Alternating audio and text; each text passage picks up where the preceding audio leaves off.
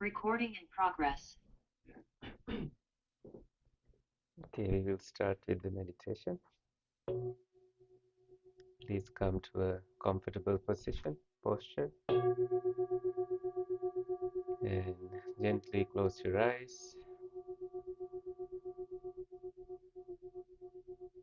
Bring your body to a resting position.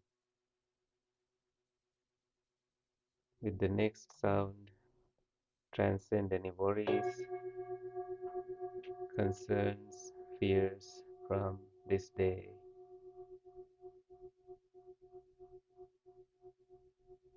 Take a deep breath in, bringing your shoulders all the way up and dropping your shoulders as you breathe out.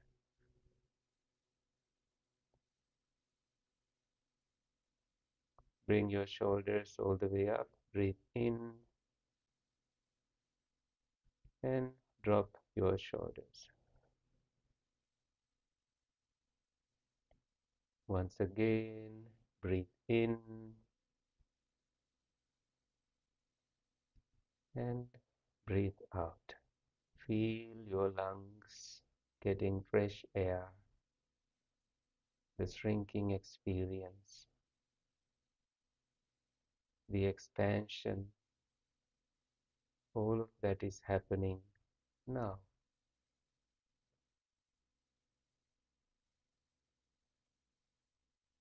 Bring your neck to a aligned position with your spine and your shoulders at ease.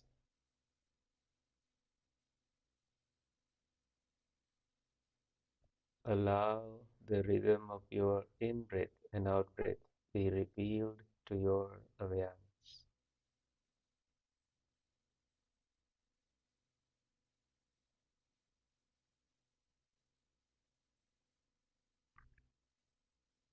And the wisdom that this breath is happening now without you doing it is enough.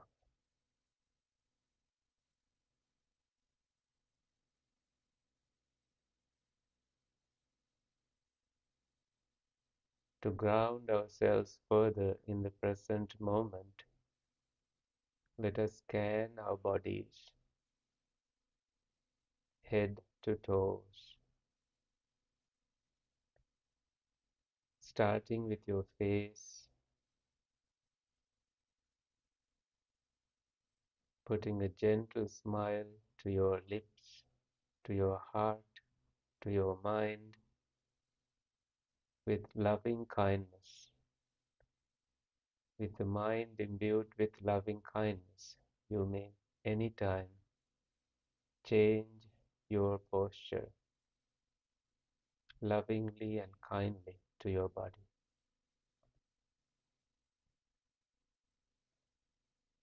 And then you come back to these steps of breathing in and out, body scanning, and observing the mind. Now scan also your forehead, and that means you release any tension, any tightness in there. Release any tension, any tightness from your eyes, not looking, not trying to look, not trying to squeeze your eyes.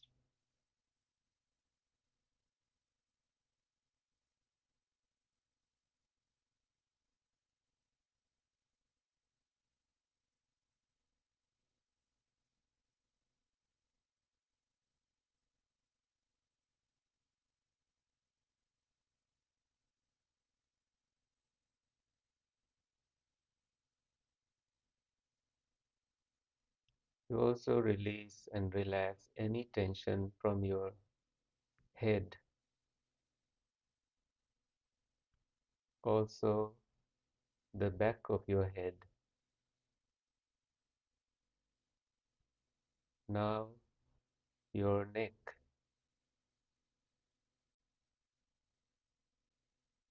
Now your shoulders.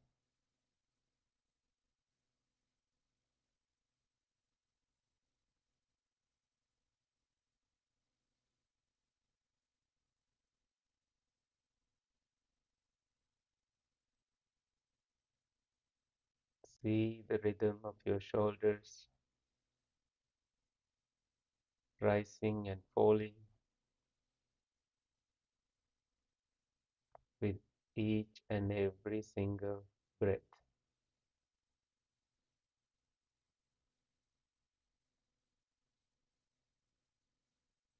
You stop and pause there and observe.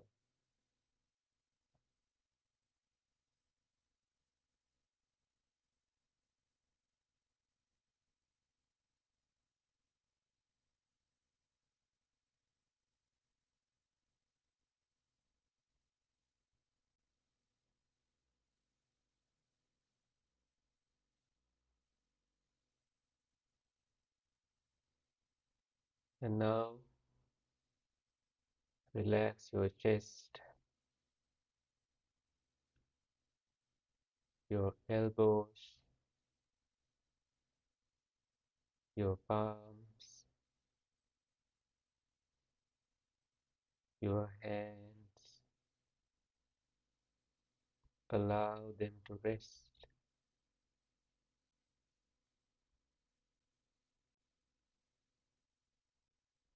Any bodily pain arising, take loving action to make sure that you are sitting comfortably, which is very key to a rising of tranquility in your mind.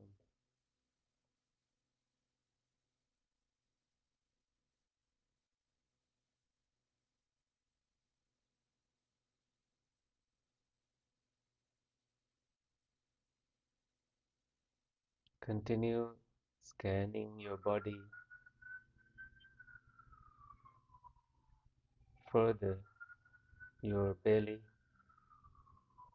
the entire abdomen, muscles,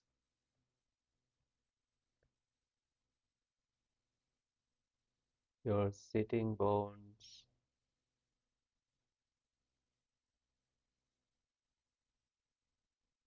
your knees, your shin bones,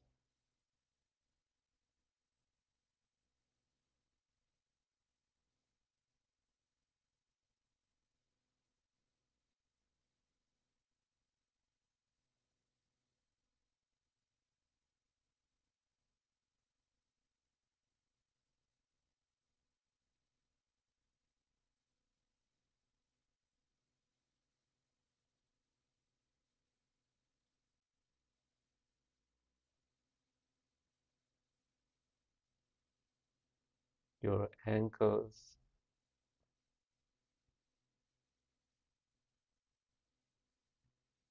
the soles of your feet, your toes,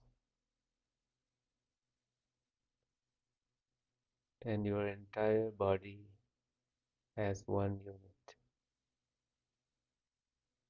relaxed. Release any tension, any tightness out into the space.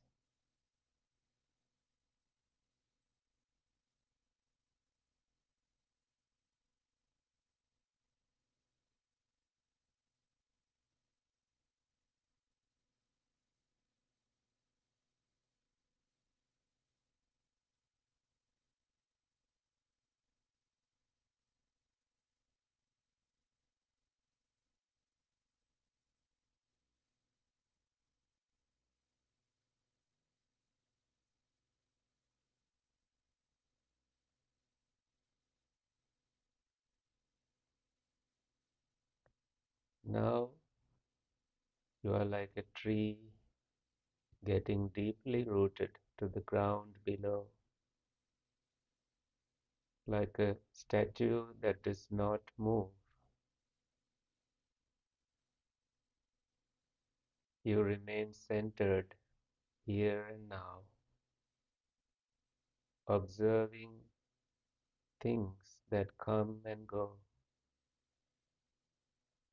through your sensory experience.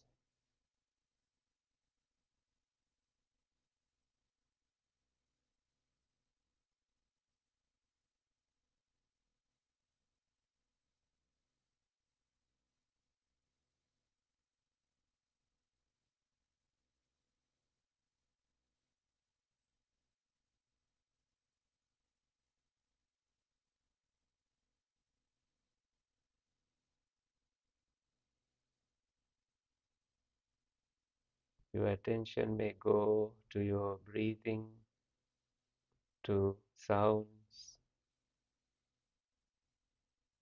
to your thoughts. Mainly,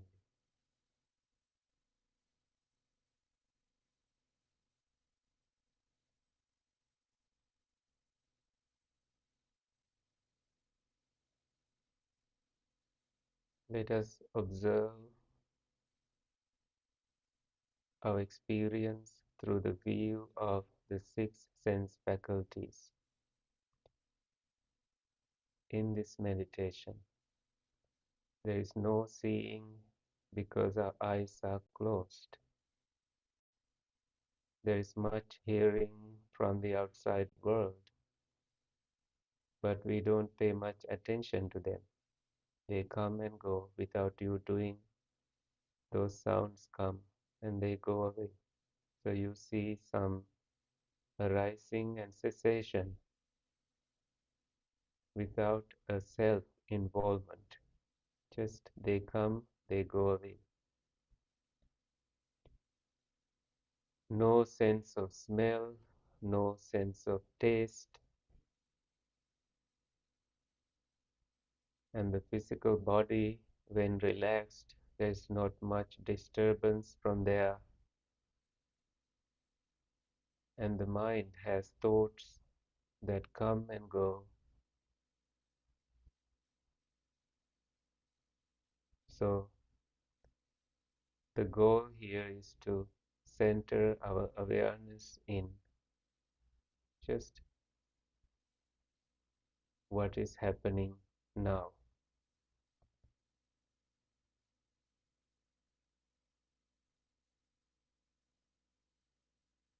With the goal of cultivating proper wisdom.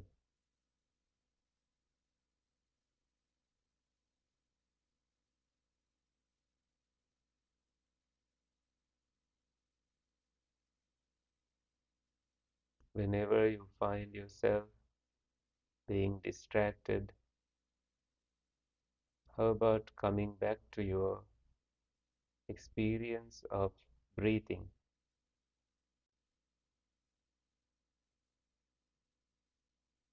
It's called bodily formation, kaya sankhara,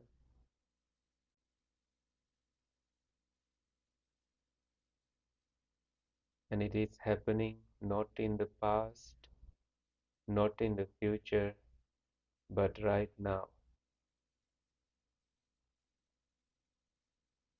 It has no color, no shape,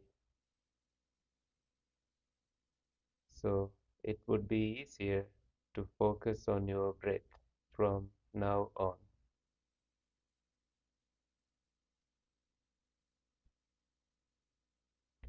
So you are breathing in and breathing out, and your mind is present with that experience.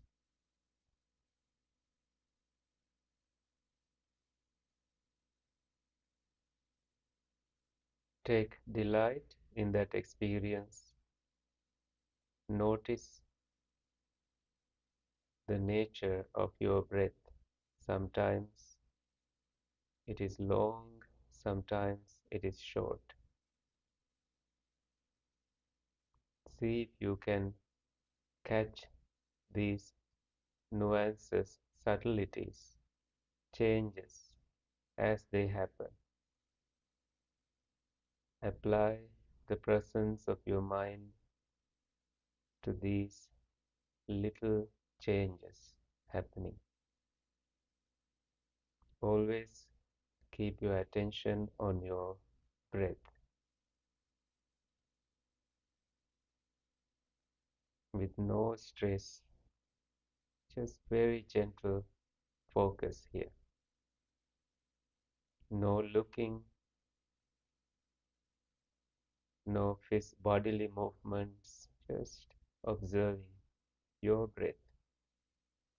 What a delightful experience this is to observe your breath.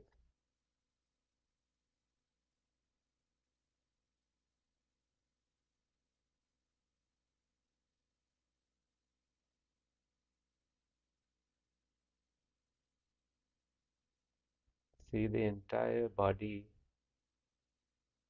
with which is involved with your breathing experience. Shoulders, the upper body's movements.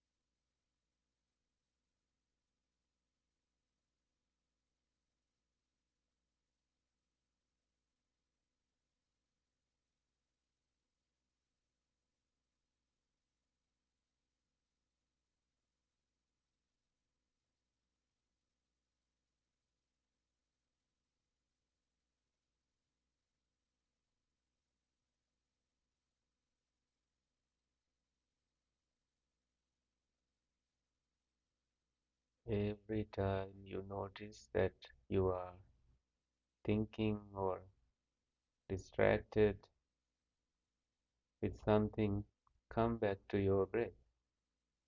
See the tranquility arising.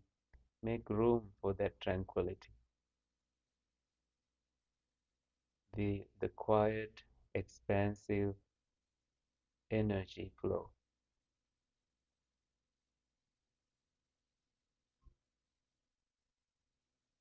With effort, you can contain that energy within you.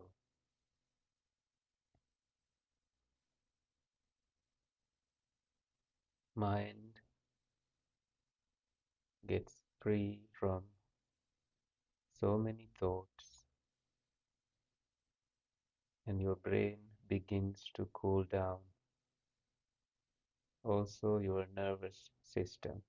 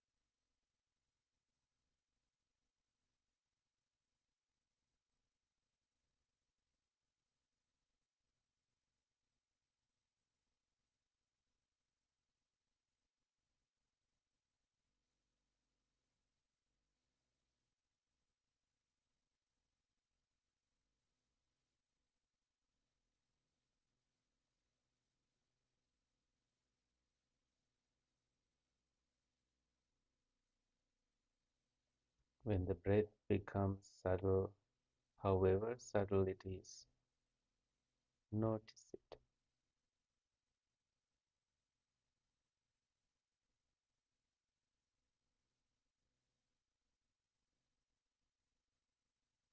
And the breath almost disappear, body remains bodily, breathing gently happens.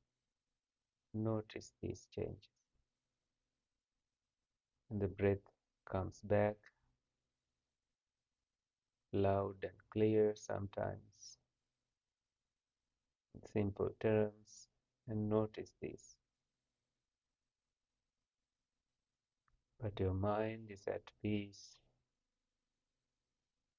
Mind opens like layer by layer, like a lotus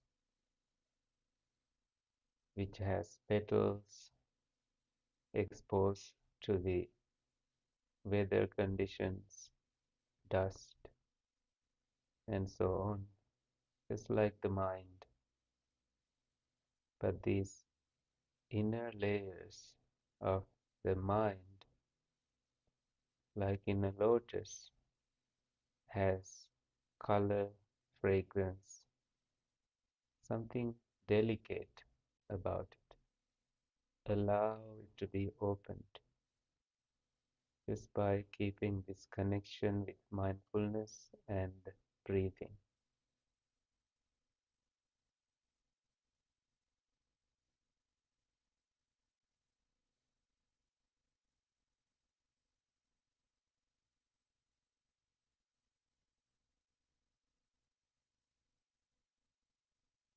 When you think about the past, you think about it now. When you think about the future, you think about it now. All we have is now. So we are not losing anything here. We are just here in the now.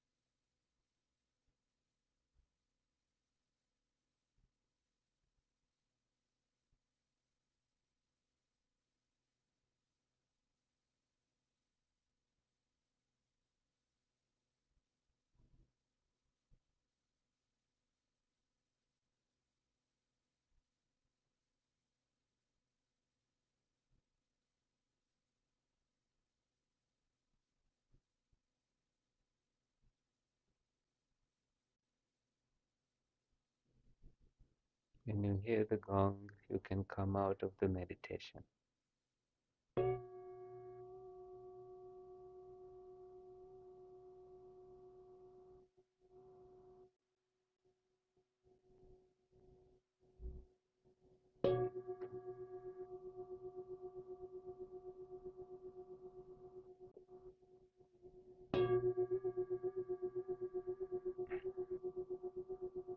How was the meditation? Good? From the rain or from the thoughts? With your thoughts. Yeah, that happens. I had a good meditation. Uh, some days I get too many thoughts. Some days I just can go directly into the meditation. So, welcome to the meditation club. It's always like that. So let's try to do some reading. Let's see if we can make sense of this a little bit. If not, we can, because we have been reading this book for 2 days in the past. And let's see, I want you to go to page 10. And I know the printing cut off, but let me share the screen. Mm, Nicole missed the last one, so um, let's see. It's it's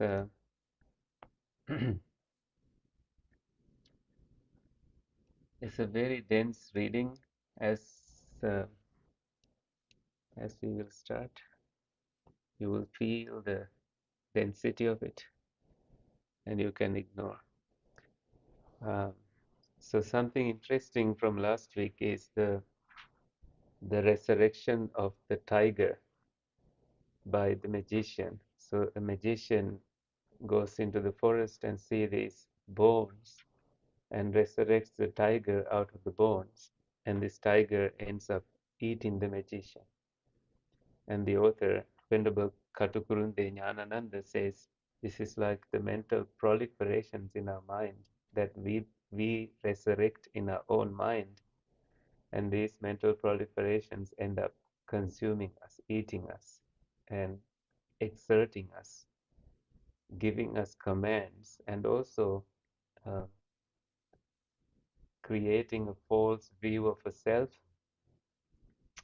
and views and cravings and conceits and egos and a lot more. So, what we are trying to do perhaps is to get to the bones and see how to not resurrect the tiger out of the bones. So, with that in mind, we will try to read. And you can join me in reading, uh, except for the parts that are cut off, you will have to excuse me for that. Triple proliferation in thought. In order to locate the deeper psychological mainsprings of proliferations, we have to turn our attention to the Buddha's brief discourse set out above. There it is said that if one does not delight in or assert or cling to that which entails subjection to papancha sanya sankha, one would be released from all proclivities towards evil mental states. So here it is talking about proclivities towards evil mental states. This is where suffering can arise in us because we have evil tendencies. Evil does not mean that we are mean to someone or anything. We are just seeing the unwholesome side of these mental states where there's greed, hatred, and delusion, things that trigger us. As we have already indicated, yato nidana, these are Pali words, invariably refers to the first part of the formula of sense perception bounded by its correlative tato nidana. What one should neither delight in, nor assert, nor cling to, is this very process of sense perception, which comprehends from the cognitive point of view that totality of the five aggregates themselves. And the expressions, we need to read the next line to make sense. The expressions delighted in, asserting, and clinging to correspond respectively to tanha, craving, man, conceit, and ditti, views, bound up with the notions of I and mine. So you can see the view of self with the concept of I and mine. I take that thought as my thought, this feeling as my feeling, and we don't know any other way of being because we haven't done any examination to really see the mechanism behind the origin of I and mine, or the conceit, the craving, and also the clinging. So it mentioned the five aggregates. Um, these are just, this is a different way to introduce us beings to the world. Instead of saying my name, I would say Kusala, the five aggregates. The five aggregates constitute of form, feelings, perceptions, volitional formations, and consciousness. And these forms is the physical body where the experience manifests, which has the four elements, and also the forms that we see and the sounds we hear. These are also forms that they are called sound forms in Buddhist language,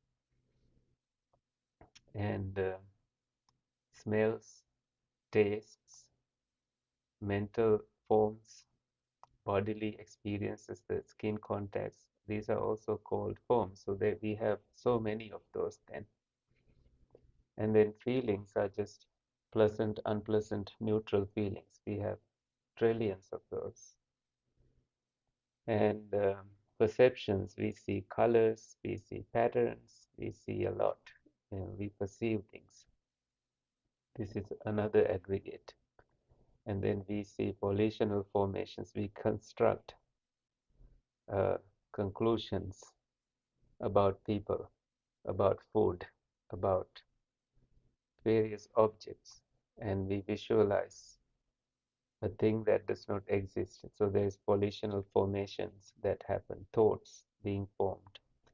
And then consciousness, eye consciousness, ear consciousness, nasal, tongue consciousness, body consciousness, mind consciousness, 6 classes of consciousness. That is also an aggregate. But these are not the problem. The problem is clinging to any of these. And the example would be, a good example would be a pleasant feeling. We visualize a person that we want to spend time with. There is a pleasant feeling that we want to manifest more in our being. And now clinging is arising in us.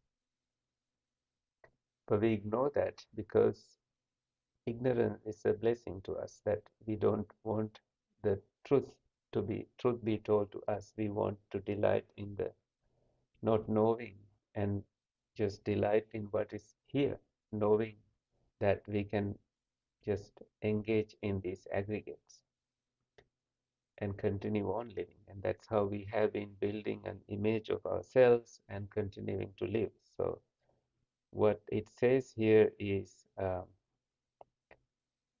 the what one should neither delight in, nor assert, nor cling to. So this is the 5 aggregates that we should not take delight in, nor cling to, because they are, the clinging brings a lot of suffering. Because of clinging, suffering arises. So let's continue a little bit.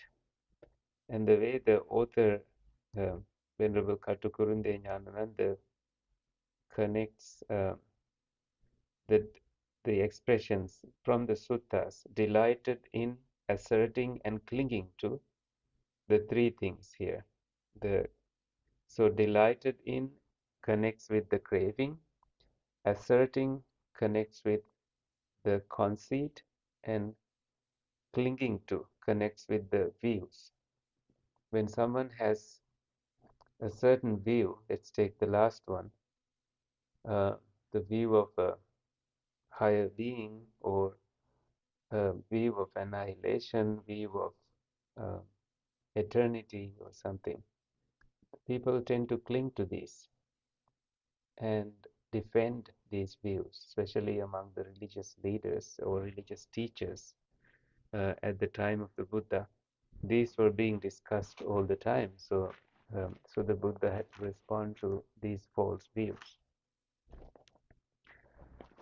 And let's read a little bit, bound up with this, the notions of I and mine. And then he starts to talk about language, the abstractness of the language in the coming parts. I lost it here. Okay.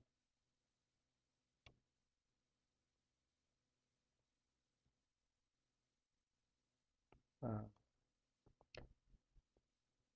this marks, so let's read from there. This marks the intrusion of the ego into the field of sense perception. So, in the field of sense perception, which is seeing, hearing, smelling, tasting, physical sensations, and thinking, there is the intrusion of the ego. The, in fact, from the worldling's point of view, it is no intrusion at all, for the subject object relationship is regarded by him as of the very essence of cognition. So the subject is the person here, object is eye, ear, nose, tongue, and what you attract to eye, ear, nose, tongue. So there is a me creation in that experience. The self is created in that experience. I hope you can follow me. As portrayed by Mahakachana's formula, the latent illusion of the ego awakens at the stage of feelings, and thereafter the vicious duality is maintained until it is fully crystallized and justified at the conceptual level. So let me explain what the feeling part he talks about here. Um, so there is a formula that he presented earlier based on the Honeyball Sutta, where the Buddha talks about the the experience of a human. He begins by dependent on the eye and objects that we see, there's eye consciousness. And meeting of the three is called contact. And with contact, there is feelings. Until then, it is just a mechanism, just like the matrix, just the process. But then what one feels, the word one comes there. What one feels, one perceives. This is where um, this rolling of a being, one, happens. Until then, it was just the objects working. See, what one feels begins to unfold a notion of a self here. You get it? Let's.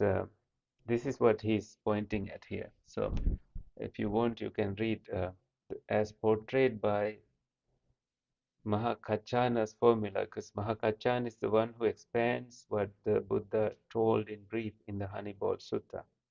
The latent illusion of the ego awakens at the stage of feelings, Vedana, like what one feels, one perceives. And what one perceives, one proliferates. That is what the sutta was talking, formula was talking about. And thereafter, the vicious duality is maintained until it is fully crystallized and justified at the conceptual level.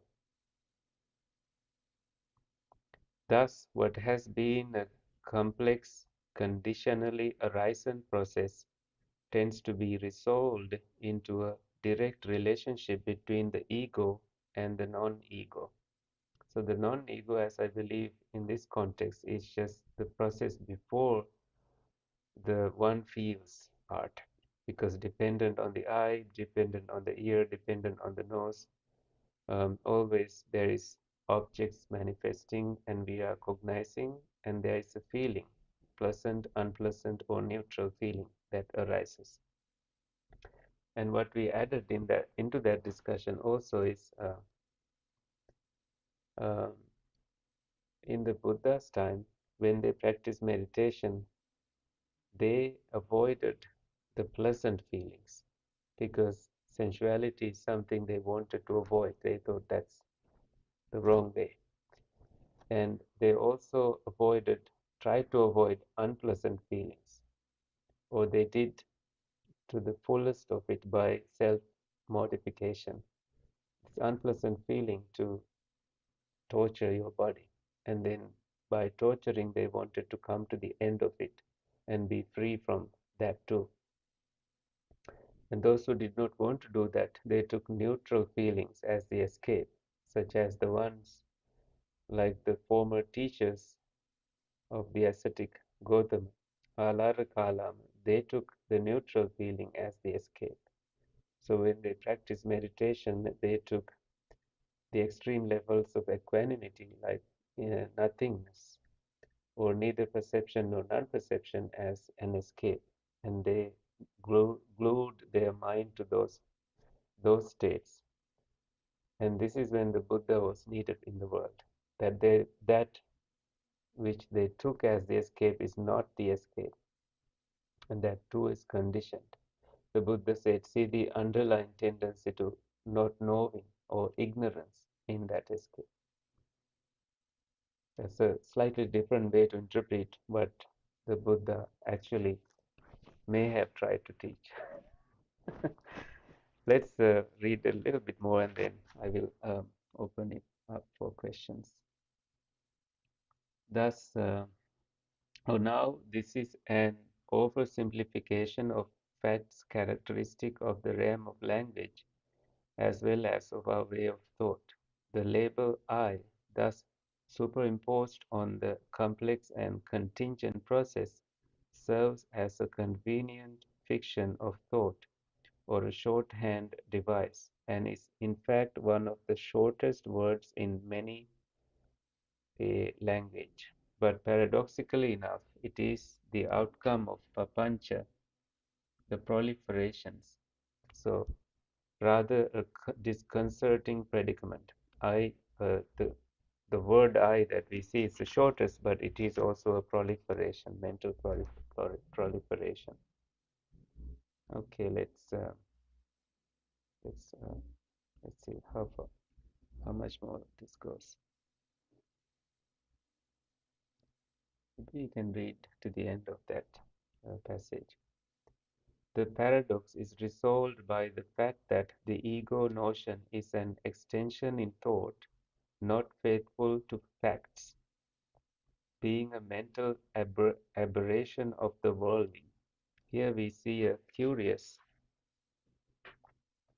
distinction between the relative meanings attached to proliferations, mental proliferations, when it is used with reference to the verbal and the mental realms, respectively.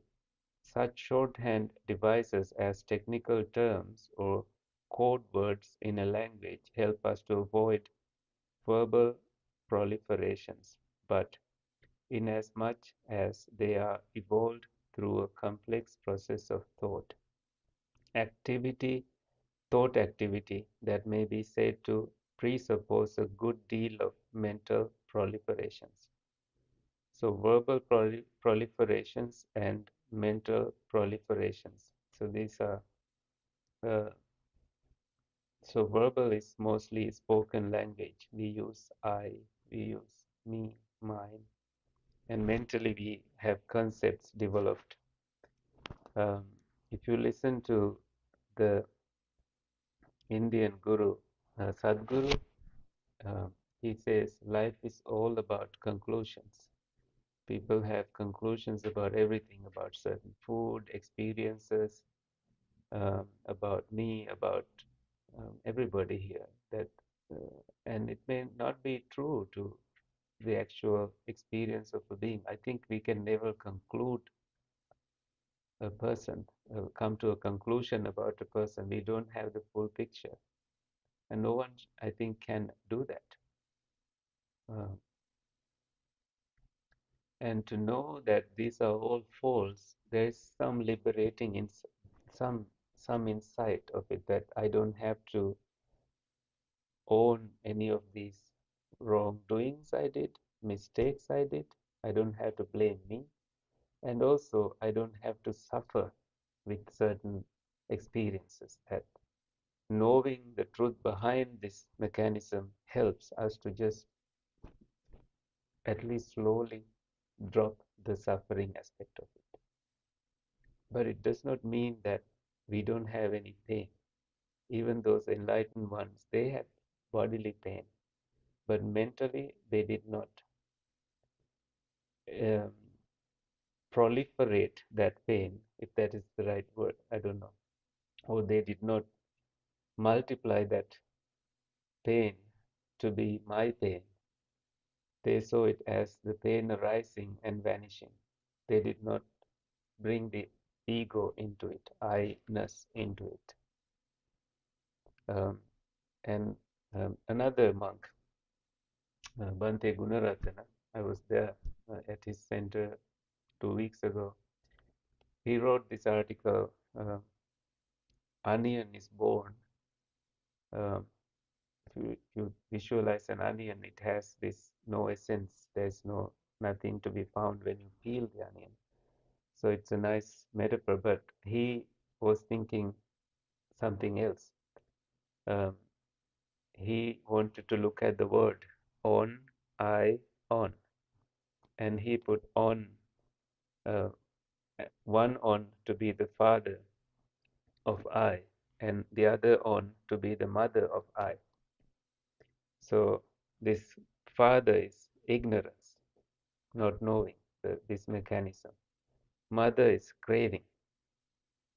So these two, from when the child I is born, continuously guard, protect, and sit closely, making sure I never escapes the sight of theirs. So he he wrote this article. Onion is born to this article collection that symposium I read about 12 years ago in Sri Lanka, and I was fascinated with the creativity of it. So that's what we are talking about. The way the mind gets into all kinds of suffering because of craving and ignorance and building of a notion of I which does not exist. All right, I should stop talking. Any questions? I actually tried to get the printout right, and you see how many times I tried here. This I had to trash, and still it went wrong. Any questions or anything to share, or should we stop? Share merits. Anyone from Zoom? I saw Nicole turning off video as soon as. No, I will not be asking direct questions. It's Oh, it's a can you hear me? yes. I had a question about, sorry, there's like an echo. Mm. So if everything is filtered through the emotion, would there be a hierarchy within emotions of like safer emotions to cultivate and practice? Um, what emotions to cultivate? Can you say that again? Sorry, it's difficult to speak with the echo. No, I want to Um, respond to exactly what you asked without just yeah. coming to a conclusion of what you asked. Oh yeah. No, it sounds like from the reading that Yeah. the trouble begins with emotions. And so if You my mean the understanding feelings? feelings, yeah. Hmm. Would So, there be a strategy yeah. to focus on certain feelings over others Um, to situate yourself more that's for a great success, I question. guess? That's a great question. I think what the Buddha wants us to do is um, to understand the truth behind all feelings. And by that, I mean whether it is pleasant or unpleasant, you have equanimity towards it. Whether it is pleasant, unpleasant, neutral, unbearable, or difficult, it does not matter. You have the knowledge, the true knowledge about these feelings, and this he labeled as knowing the truth, which is which has a liberating effect on the being. The preference, yes, there is the meditation practice of loving kindness, equanimity, joy cultivation, And when you try to cultivate them, they don't last forever. So knowing that about them, the impermanence, the cessation of them, and that too will help us on the path so that we don't always suffer with that duality that, oh, I should be sticking with only the pleasant feelings or pleasant emotions. That is impossible for us because when the Buddha, for example, when he got sick, um, he had bodily pain and he instructed Chunda, a monk attendant, to remind him of or recite the 7 factors of awakening, which is about mindfulness, investigating the mental experience, bringing energy, bringing tranquility, bringing um, composure and equanimity. All these are possible only with true insight about any feeling. It does not matter what it is. So he categorized them into 3 kinds: the pleasant, unpleasant, and neutral, and asked us in one sutta, 148, in Middle Length Discourses, to pay attention to their underlying tendencies. So pleasant feelings have lust, sleeping there. Unpleasant feelings have aversion, sleeping there. And neutral feelings have ignorance, sleeping under. So he asks us to catch them so that you are not getting fooled anywhere, thinking that I owe this or I own this and this is my feeling, or that kind of mental conclusion that does not exist. But we can, in the practice, we can stay on the Eightfold Path and cultivate positive feelings, and that is always encouraged. But developing wisdom along with that also is encouraged. Otherwise, when you lose the pleasant feeling, you will start to worry and suffer. Oh, I lost my feeling. There's no I to lose that feeling to begin with in the first place. So that is what he looked at. I hope I did not add too more, or I did not confuse us more. You are muted. Can you hear me now? Yeah. No, that's wonderful. I do have one follow-up question, Mm-hmm. probably because I'm beginner and not fully understanding. We all are beginners here. So how would gratitude factor in with that? Yeah, gratitude, I believe, is always part of Buddhism, that people show gratitude to the Buddha by offering even meals now to the Buddha statue out of gratitude. So the Buddha said the best way to offer gratitude is to practice and understand the teachings. So yes, gratitude practice is very important, and we can always keep a practice of like daily practice of gratitude. When you wake up in the morning, you always list down 3 things you are grateful for every day, and so you cultivate some positivity in the language, in the living, and there is also wisdom of how gratitude arising based on conditions and how it vanishes when conditions vanish. So you remain an observer without getting caught up with the suffering when gratitude disappears. You can always cultivate it. It's like it's like gardening. Every season you have to plow and do the gardening, and so you get the fruits every season. It takes time. All right. So anything else, or should we share merits? Okay. Let's join our palms together and share merits. May suffering ones be suffering free, and the fear struck fearless be. May the grieving shed all grief, and may all be